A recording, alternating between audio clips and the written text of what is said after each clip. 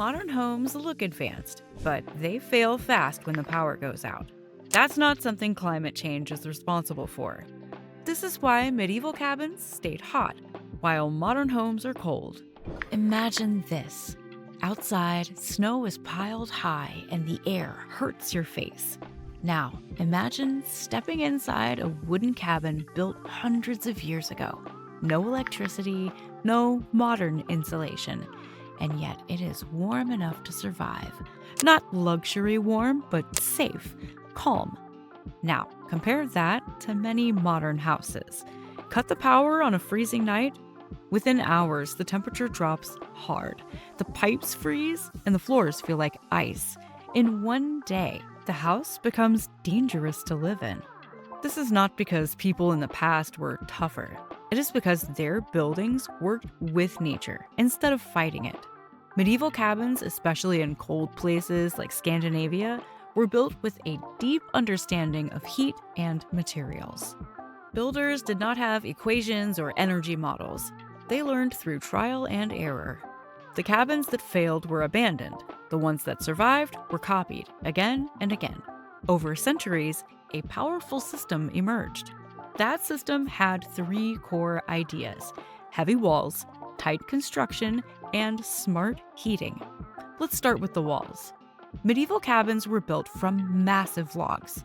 These were not thin boards nailed together. They were thick trunks from old trees. These trees grew slowly in cold climates, which made the wood dense and heavy. That weight mattered. Heavy materials can store heat. This is called thermal mass. When a cabin was heated by a fire, the logs absorbed warmth deep inside. The heat did not stay only in the air, it soaked into the walls. So when the fire died down, the walls slowly released that heat back into the room over many hours. Modern homes do not do this. Most modern walls are light: drywall, plastic sheets, fiberglass insulation, thin siding. These materials do not store heat, they only slow heat loss. Once the heat source stops, the warm air escapes, and there's nothing to replace it. Think of it like this. A medieval cabin is a big heat battery. A modern house is a thin jacket. When the heater stops, the jacket cannot help you. This is why medieval cabins cooled down slowly. Even after days without fire, the inside stayed above freezing. Modern homes cool fast because they have no mass to hold warmth. But heavy walls alone were not enough. The second secret was airtight construction. People often think old cabins were drafty. In reality, many were tighter than modern homes. Logs were not stacked randomly. Each one was shaped by hand to fit the one below it. The gaps between logs were filled with natural materials like moss and clay. Moss expanded when packed in, sealing tiny cracks. Clay dried hard and blocked air movement. The result was a wall that could breathe moisture but did not leak air. Modern homes often fail here. Even with wraps and tapes, air finds a way through. Studies show that many modern homes leak as much air as having a small window permanently open. Cold air flows in, warm air flows out. The heater runs nonstop, trying to keep up. Medieval cabins avoided this problem. Their airtight shells kept cold air out and warm air in. Heat loss slowed to a crawl. Now comes the third secret: heating strategy. Many people imagine medieval homes with open fireplaces. These look cozy, but they're actually terrible for heating. Open fires pull warm air out of the house and send it up the chimney. They can make a room colder overall. Instead, many cold raging cabins used massive brick stoves. The fire burned hot and fast for a short time. The smoke traveled through channels inside the stone before exiting. This transferred heat into the stone instead of wasting it. Once the fire was done, the stone stayed warm for most of the day. This heat was radiant. It warmed people and objects directly, not just the air. Radiant heat feels comfortable at lower air temperatures. Modern forced air systems heat air, not mass. When the system turns off, comfort disappears quickly. Medieval systems focused on storage, not constant burning. 1 or 2 fires a day were enough. Cabin design also mattered. The rooms were small, ceilings were low, heat stayed where people lived. There were doors between spaces, not giant open rooms. Warmth was concentrated and not wasted. Today's open floor plans look impressive, but they are inefficient. Warm air rises and gets trapped near high ceilings. Floors stay cold. Energy is wasted heating empty space. Medieval builders understood this without charts or codes. Foundations played a role too. Many medieval cabins were raised on stone piers. This lifted the wood off the frozen ground. An air gap underneath acted as insulation. Floors were thick and often layered with moss or sawdust. Modern slab foundations connect the house directly to cold earth.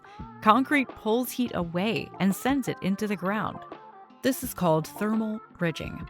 Once heat is lost that way, it is gone. Again, older methods worked with physics. New ones often ignore it. So why did we stop building like this? Speed is one reason. Hand-fitting logs takes time. Modern framing is fast. A house can go up in weeks instead of months.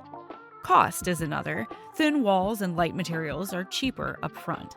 Heavy timber and stone cost more at the start. The biggest reason, though, was cheap energy. For decades, fuel was easy and affordable. If a house leaked heat, it did not matter. Just turn up the thermostat. Builders stopped caring about efficiency and resilience. Homes became dependent on constant energy. Take that energy away and they fail. Now energy is expensive again. Power grids are stressed. Storms are stronger. People are starting to notice how fragile modern homes are. This is why there's a renewed interest in solid wood construction today. Not for looks, for performance. Mass timber buildings use thick wood panels that act like medieval logs. They store heat, they regulate humidity, they last longer. Combined with good air sealing and smart heating, they create homes that stay livable even during outages. Modern science supports this. Solid wood homes often use much less energy. They stay cooler in the summer and warmer in the winter. People inside report fewer drafts and more comfort.